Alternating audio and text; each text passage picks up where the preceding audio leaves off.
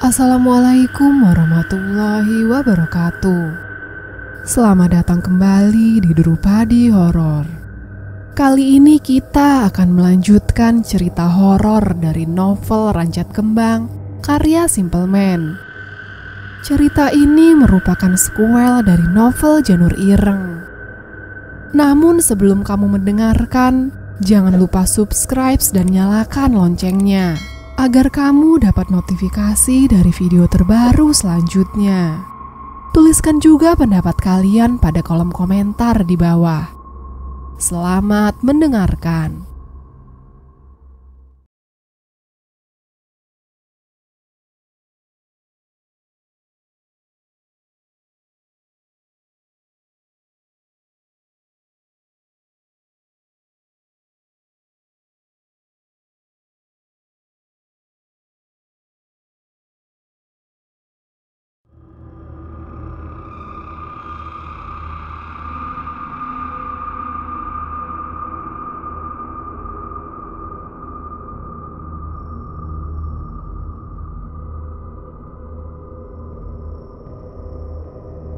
Waktu terus berjalan.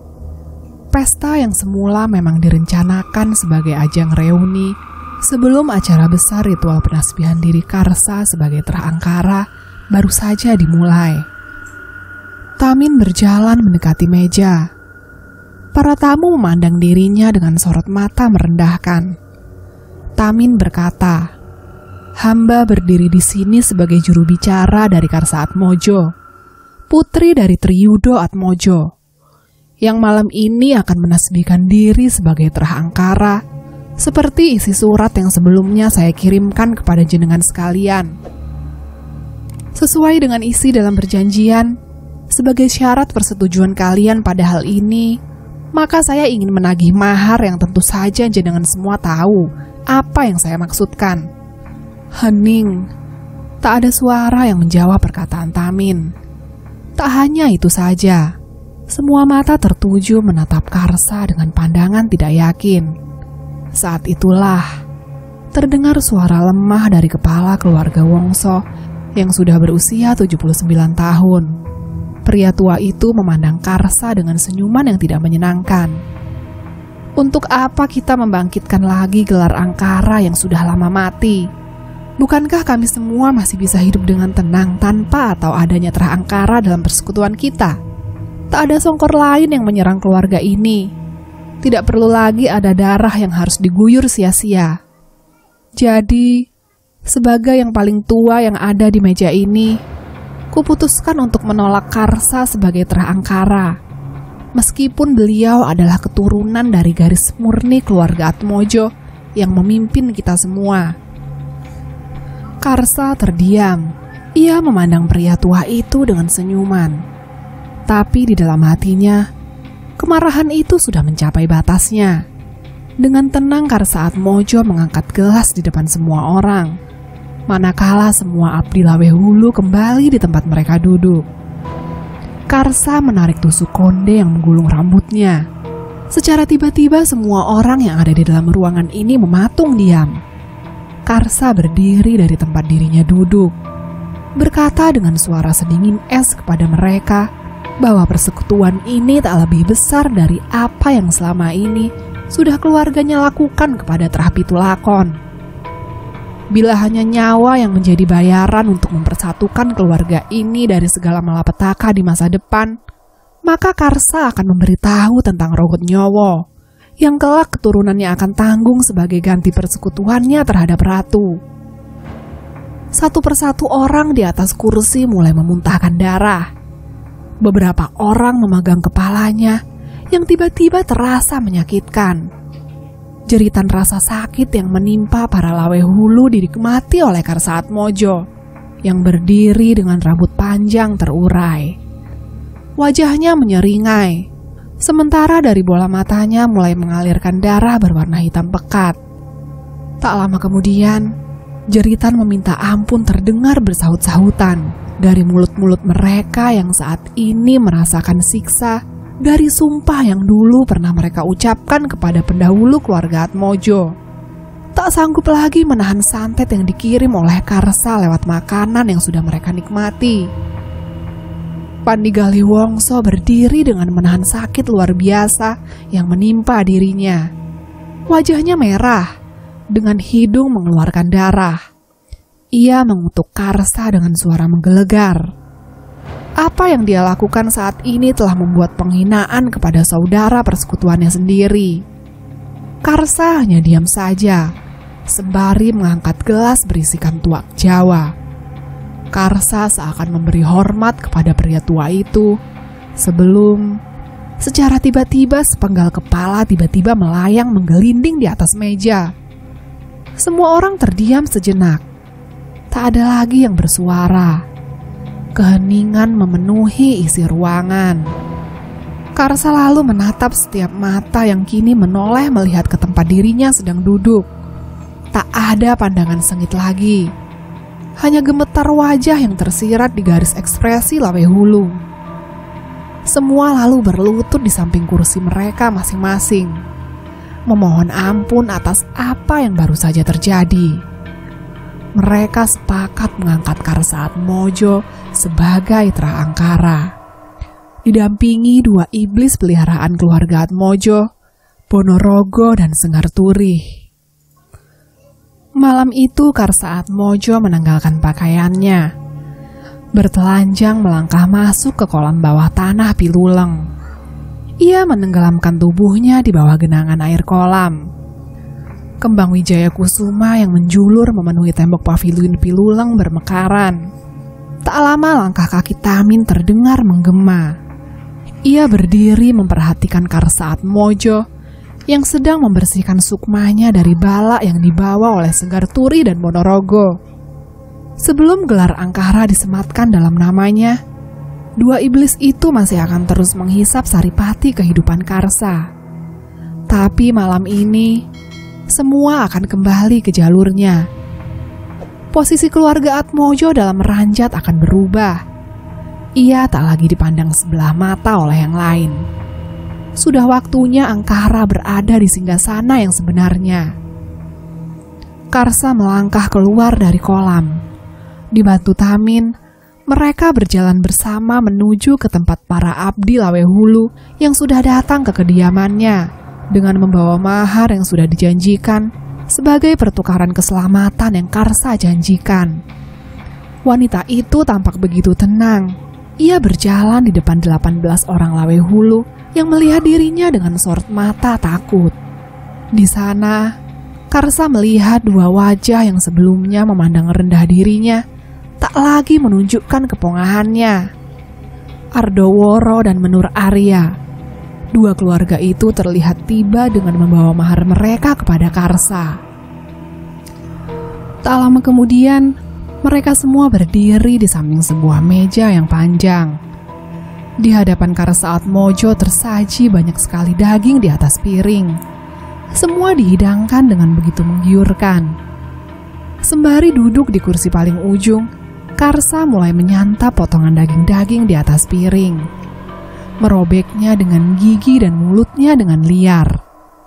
Tamin mengguyur sekujur tubuhnya dengan air kembang, sambil merapalkan sebuah mantra Jawen di hadapan seluruh Lawe Hulu. Karsa tak terlihat layaknya seorang manusia lagi, tapi tak ada satupun dari Lawe Hulu serta abdi yang merasa keberatan, karena dalam diri mereka sudah dipenuhi kengerian teror. Wajah Karsa yang sebelumnya terlihat tua dengan kulit wajah keriput, perlahan mulai kembali kencang. Penampilannya tak lagi dapat membohongi usianya yang masih tergolong muda. Sebagai Tra Angkara yang baru, semua orang akhirnya bertekuk lutut di hadapannya. Mereka semua kini mulai yakin bila malam ini Karsa resmi menyandang sebagai penerus abadi gelar Tra Angkara yang sempat tiada dalam persekutuan keluarga Atmojo. Seluruh Lawe Hulu berteriak mengagungkan namanya. Tak ada lagi yang berani meremehkan dirinya, dan tak akan ada lagi juga yang berani melawan kehendak, perintah dari Atmojo sebagai kepala keluarga induk, bila tak mau bernasib sama seperti Pandigali Wongso dan istrinya Arshita Wongso. Kepala mereka dipenggal sebelum tubuhnya dibakar. Kengerian ini sontak menyebar, menjadi kabar burung di kalangan para lelakon, bila Atmojo yang sebenarnya telah kembali ke dalam rogot Trah Pitulakon. Ritual itu diakhiri dengan pemandangan Bonorogo serta Senggar Turih. Dua iblis dari alas Kolojiwo menyatu di dalam tubuh Karsa Atmojo. Dela tercekat, terbangun dari tidurnya. Ia melihat sesuatu yang tak pernah dirinya duga sebelumnya. Bayangan tentang kehidupan Eyang Karsa. Apa yang sebenarnya terjadi di dalam kepalanya? Apa maksud dari ritual pengangkatan diri Eyang Karsa sebagai Angkara? Apakah semua ini yang menjadi dasar alasan kenapa Mbah Tamin menginginkan dirinya? Bila Dela menolak hal ini, apa akibatnya? Apa Mbah Tamin akan membunuhnya? Atau yang lebih buruk, dia akan memaksa dirinya melakukan ritual tersebut. Semua ini seakan memiliki hubungan satu sama lain. Dari arah pintu seseorang melangkah masuk. Mbah Tamin berjalan dengan langkah kaki yang pelan. Ia menatap Dela dengan sorot mata seperti biasanya. Wajahnya masih tampak begitu keras, tegas, seakan tak ada lagi senyuman yang tersisa di dalam hidupnya. Senyuman yang biasa Dela lihat tergambar di garis mukanya. Apa yang membuat pria tua ini menjadi seperti ini? Semenjak kematian Eyang Karsa, ia menjelma menjadi seperti orang lain. Mbah Tamin duduk di dipan tempat Dela sedang berbaring. Awalnya ia tak mengatakan apapun. Pandangannya kosong, melihat ke atas langit-langit ruangan. Terjadi jeda yang panjang di antara mereka. Rasa canggung memenuhi ruangan, baik Mbah Tamin atau Dela hanya berdiam diri. Sebelum akhirnya pria tua itu mulai mengatakannya. Mek si Citrah sing bakal dipilih oleh ratu. Sing liyane bakal nampani opo sing jenenge Brengus. Kabeh duwe ganjarane, Nduk. Mbah Tamin mendengus. Ia melihat Dela dengan pandangan menghibah. Eyang Karsa sudah menitipkan dirimu kepadaku. Kelangsungan keturunanmu sekarang menjadi tanggunganku. Sudah tidak ada waktu lagi. Bila kita terlambat saja untuk bergerak, maka semua ini akan binasa, Nak. Dela tercenung ketika mendengarnya. Ia tak mengerti siapa yang dimaksud oleh Mbah Tamin. Siapa yang bergerak? Mbah Tamin lalu mendekat ke tempat Dela sedang berbaring. Tak lama kemudian, ia melangkah mundur. Dela begitu takut dengan sosok Mbah Tamin yang sekarang. Sembari tersudut di ujung dipan, Mbah Tamin membelai pipi Dela. Ia berujar dalam nada suara serak khas dari orang yang sudah lama mengabdikan dirinya untuk keluarga Dela. Aku wis nganggep kowe kaya putuku dhewe. Sepurane sing akeh, Nduk. Nek Simbah wis gawe kowe sengsara kaya ngene. Tak lama kemudian, Mbah Tamin berdiri dari tempatnya. Sementara di luar pintu berdiri Mayang yang membawa sepiring nasi putih yang diberi kuah bening. Tak ada lauk apapun di atasnya. Sebelum Mbah Tamin melangkah pergi, ia sempat mengatakan sesuatu yang membuat Dela sedikit merasakan ketakutan. Ia menyebut puasa mutih. Kamu akan menjalani puasa mutih hingga sebulan penuh. Setelah itu, siapkan mentalmu untuk Ranggilaweh. Sebelum ritual pengangkatan gelar Angkara bisa menyatu dengan dirimu, kamu harus siapkan semuanya, Nak. Karena semua beban akan kamu tanggung. Mbah Tamin pun pergi. Mayang berjalan mendekati. Ia tersenyum kepada Dela, seakan melupakan apa yang sebelumnya dia perbuat kepada dirinya. Wanita itu meletakkan piring berisikan nasi dengan kuah bening di atas meja, dengan segelas air putih. Tak lama kemudian, Mayang mengangguk kepada Dela, lalu berjalan pergi meninggalkannya. Melihat hal itu, lantas Dela menghentikan Mayang dengan memanggil, "Apa yang terjadi dengan dirimu?" Mayang lantas berhenti. Ia menoleh melihat Dela dengan ekspresi wajah tersenyum. Saya hanya melaksanakan tugas yang diberikan. Tugas? Gumam Della ketika mendengarnya. Tugas apa yang dia maksud? Della terdiam sebentar memandang sorot mata Mayang yang terlihat tidak sedang berbohong kepada dirinya. Ia tampak begitu tenang. Lalu bagaimana dengan penjelasan saat dari sudut matanya mengeluarkan darah berwarna hitam pekat? Aku melihat kepingan kehidupan Eyang Karsa setelah kau melakukan hal itu kepadaku. Apa yang sebenarnya kau lakukan? Aku masih tidak mengerti kenapa hal itu bisa terjadi kepadaku. Mayang akhirnya berbalik. Ia mendekati Della sembari membisik di telinganya. Setiap Songkor selalu mewariskan ilmu Jawen yang ada di dalam dirinya kepada keturunan yang sudah dikehendaki oleh Poro Ingon Soko Kolojiwo. Jenengan adalah pilihan dua makhluk itu. Della terdiam ketika mendengar hal itu. Apakah berarti dua makhluk itu saat ini akan terus mengikuti dirinya? Namun, kenapa? Kenapa mereka memilih dirinya? Mayang lalu berdiri. Ia meninggalkan Della yang masih terdiam memikirkan ini semua. Karsa sedang duduk seorang diri di dalam sebuah ruangan. Ia tengah merajut sebuah boneka dari jerami kering yang kemudian dililit menggunakan beberapa helai rambut miliknya. Keheningan memenuhi ruangan. Tak lama kemudian, terdengar pintu berderit terbuka diikuti suara langkah kaki menggema. Tamin baru saja tiba. Ia menghadap Karsa Atmojo.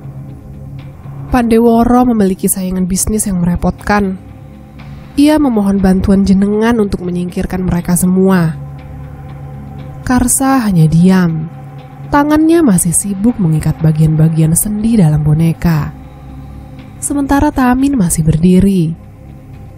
Tak lama kemudian wanita itu baru berbicara.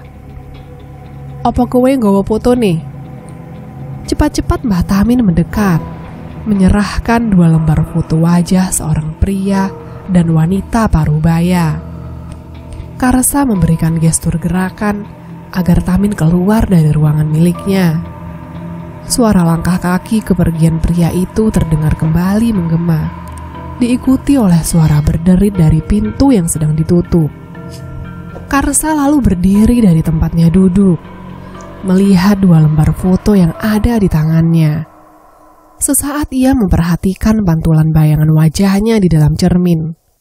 Di sana, wanita itu melihat Monorogo bersama Senggar Turih sedang memperhatikannya dari jauh.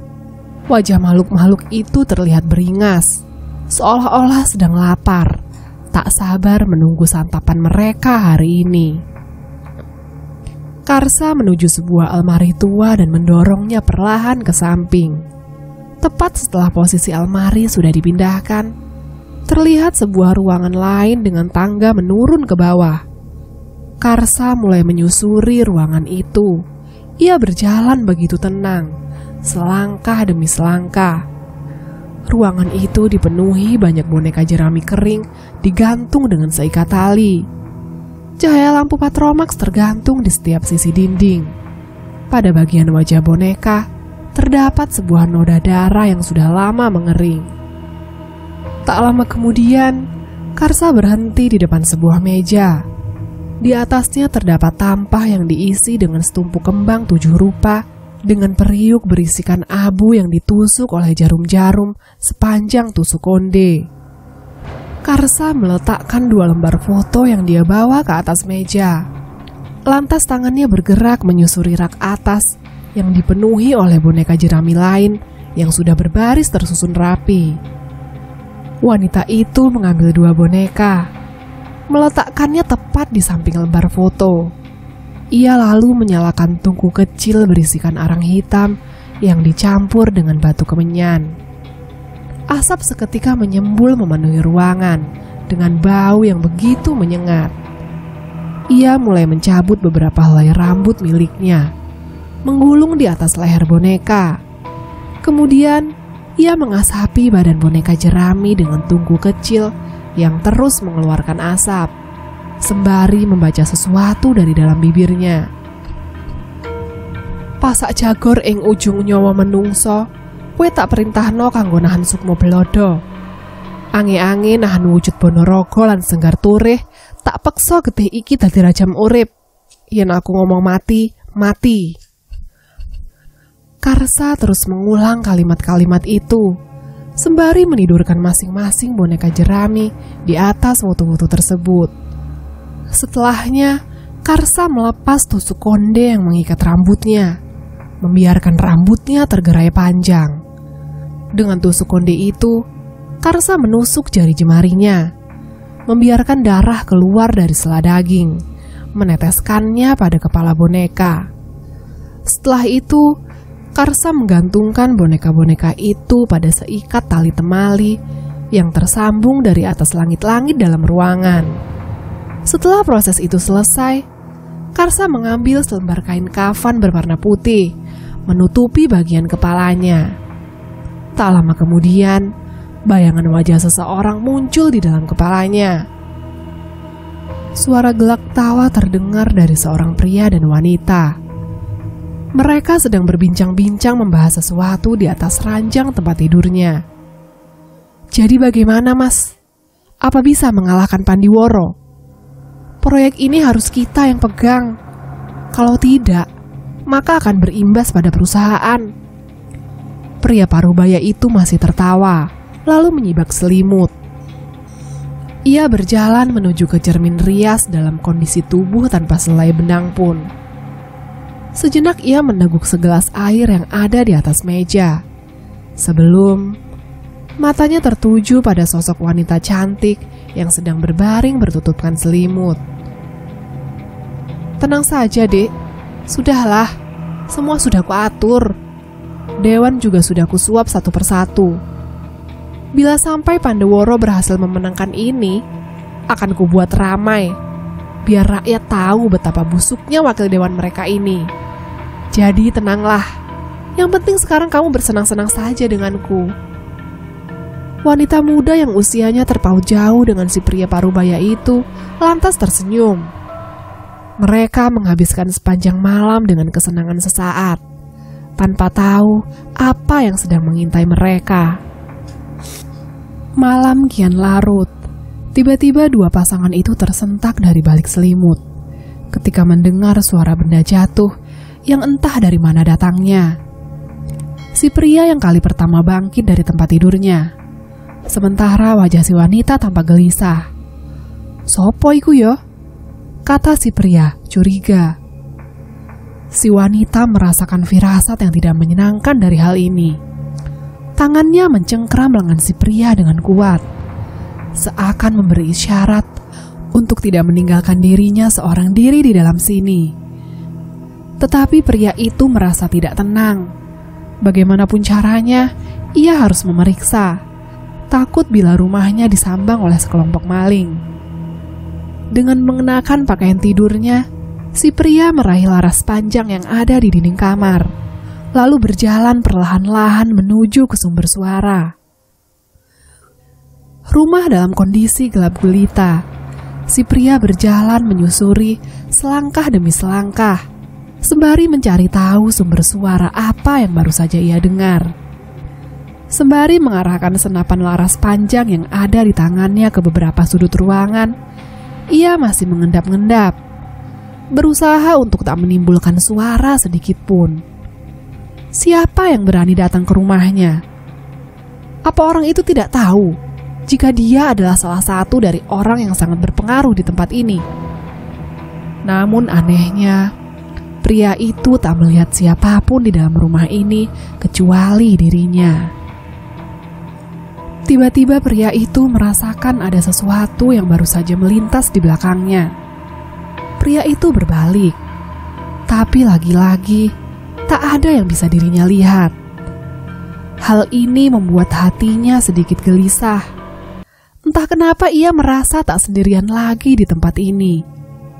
Tak lama kemudian, tercium aroma kentang yang menyengat dari berbagai sudut rumah. Tahu ada yang tidak beres, pria itu lantas berniat kembali ke kamarnya. menjemput wanita yang selama ini menjadi selingkuhannya. Ia sudah bisa menebak, pasti ini perbuatan dari orang yang tidak suka padanya. Apakah mungkin bila semua ini memiliki hubungan dengan bisnis miliknya? Ketika pria itu menelusuri jalan menuju ke kamar, ia terhenyak melihat ruangan yang ia tinggalkan dalam keadaan gelap gulita. Pria itu mendorong pintu perlahan. Hidungnya mencium aroma kentang yang semakin menyengat, seakan-akan di sanalah pusat aromanya berasal. Tiba-tiba pintu yang baru saja dia lewati menutup dengan sendirinya.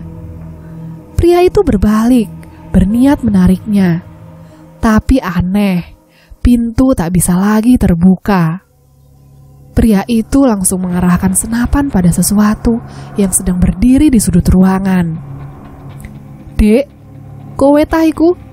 Dek, nek iyo ngomongo." Sembari menjaga keseimbangan dengan mengarahkan senapan, suara mengerang yang keras tiba-tiba terdengar. Pria itu mulai menembakkan senapan di tangannya bertubi-tubi. Suara keras dari laras panjang seketika terdengar menggelegar. Pria itu tak kunjung berhenti, sampai akhirnya pelor terakhir melayang keluar dari moncong senapannya. Saat itulah ia baru menyalakan lampu yang ada di dalam kamarnya. Ia terhenyak dalam diam. Wajahnya tampak terkejut dengan dada berdegup kencang. Sosok yang baru saja ia berondong dengan pelor tak lain adalah wanita selingkuhannya. Di dalam kepalanya kini dipenuhi oleh pikiran buruk. Apa yang akan terjadi dengan dirinya? Nasib apa yang sudah menunggunya? Orang-orang akan segera tahu aib yang dia miliki. Tak hanya itu saja. Bagaimana dengan nasib kedua anaknya bila tahu ayahnya adalah seorang pembunuh? Dan yang lebih menakutkan dari ini semua adalah istrinya akan segera tahu bangkai busuk yang selama ini ia sembunyikan.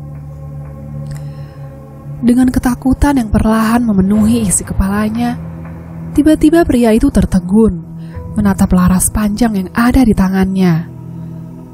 Dengan nada berdebar-debar, ia membuka laci almari sebelum memasang pelor baru.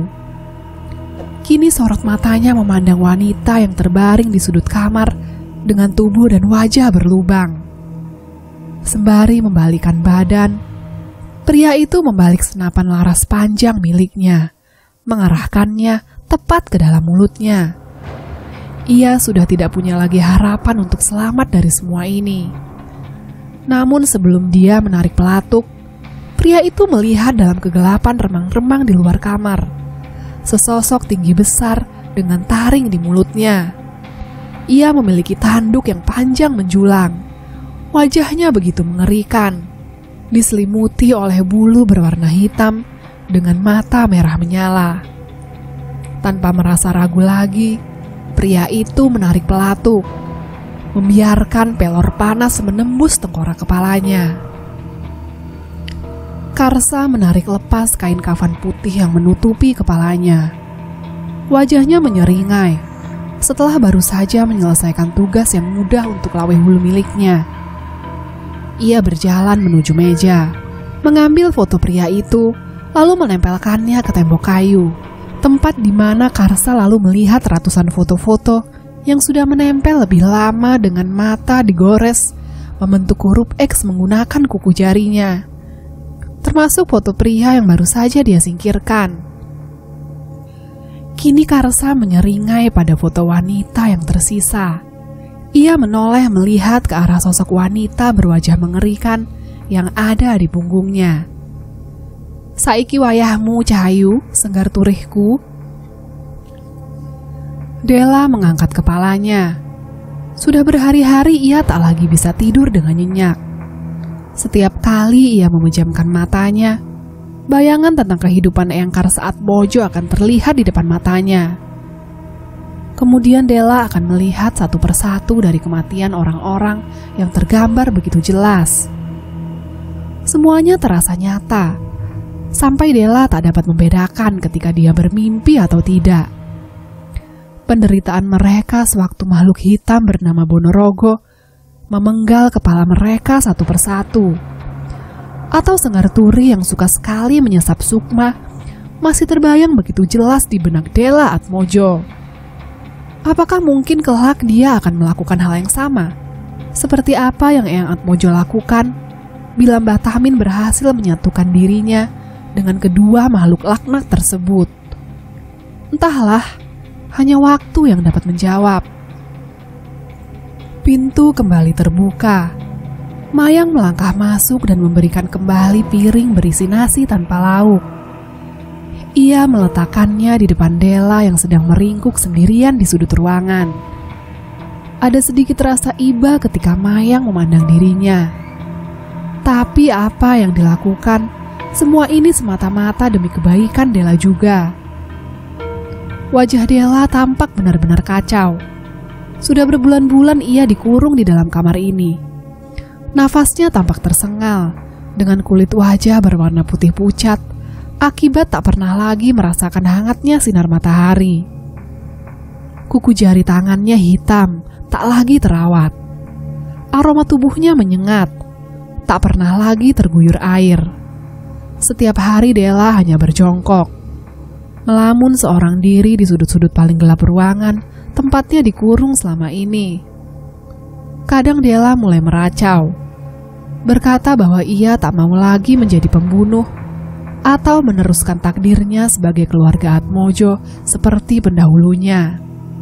Tapi tak ada yang mendengarkan hal ini.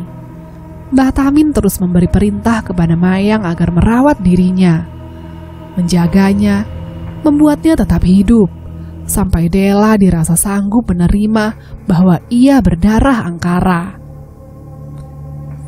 Mayang berjongkok di hadapan Della, menyuapi gadis itu dengan nasi putih. Pandangannya sayu, melihat perubahan tubuhnya yang kian bertambah kurus. Della tak banyak bicara dengan dirinya. Ia juga tak menunjukkan ketertarikan, meskipun saat ini di hadapannya ada Mayang, satu-satunya orang yang terkadang bisa diajak bicara. Mayang seringkali menemani Della, dikala kesepian mulai memenuhi isi kepalanya. Mayang akan duduk di sampingnya, memperhatikannya. Ada keinginan untuk menolong gadis itu, mengeluarkannya dari sini. Namun Mayang sadar dengan segala konsekuensi bila ia melakukan hal itu. Mayang tak bisa menerima nasib naas, karena bagaimanapun Aksara Kolojiwo sudah menuliskan ini semua. Setelah Della melahap habis nasi yang disuap oleh Mayang, wanita itu berniat untuk pergi. Namun tiba-tiba saja genggaman tangan Della menghentikan dirinya. Mayang berbalik menoleh kepada gadis malang itu. Ia menatap dirinya dengan sorot mata yang kosong. Tak lama kemudian, Della mengatakan sesuatu yang membuat Mayang tak bisa berkata apa-apa. Bokolono sudah menemukan tuan yang baru.